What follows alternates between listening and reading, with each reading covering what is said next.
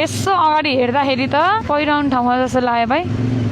हो त्यही भएर रोक कहान हेर्नु त यता लेफ्ट साइडबाट पहिरो सहिरो गएको छ। ढुङ्गासुङ्गा खस्ने चान्सेस हुन्छ अरे क्या, हामी चाहिँ भागिहाल्नु पऱ्यो। खोइ भन्नै चिप्लेन यार। ओ माई गॉड, यो बाइकमा ट्र्याक्सन कन्ट्रोल छ नि त, त्यही भएर चिप्लोमा चिप्लाएन। ओए किन रोकिहान मान्छे यसरी, डर लाग्ने। भाग केटी भाग, भाग केटी भाग, बिचमा नफसे हुन्थ्यो म। भाग केटी भाग, भाग भाग भाग भाग। हेर त पहिलो आएर पुरै यो पहिलो आएर अरे फेरि के भएको, म पहिलो आएर पुरै त्यो वाल उठाउँछ नि पहिरो रोक्नलाई, त्यो पनि भत्किया। यति एरियामा रहेछ, अलिकति सेफ फिल भइरहेको छ। फुल राम्रा ऊ त्यहाँ अगाडि पनि रहेछ पहिरो आउने ठाउँ।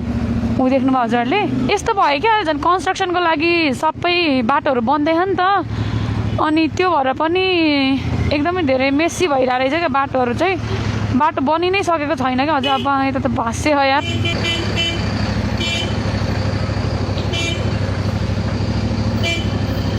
कसले हो कि पिपी हानेको मलाई, किन हानेको हो? यताबाट रहेछ अलिअलि बाटो हुने बित्तिकै त भागिहाल्ने हो कि। यति क्रस गर्न पाए आनन्द हुन्थ्यो भाइ, लास्टै झ्याउ लाग्यो। पुरै बाटो बन्नको लागि खनखान भइरहेछ, त्यही भएर यति कन्जस्टेड भएको के। यति बाटो मात्रै खुल्यो भने पनि यति साह्रो जाम हुन्थेन, जति नै धेरै गाडी भए पनि। तर यहाँ त बाटो त सानो हो, त्यो भएपछि के गर्ने है।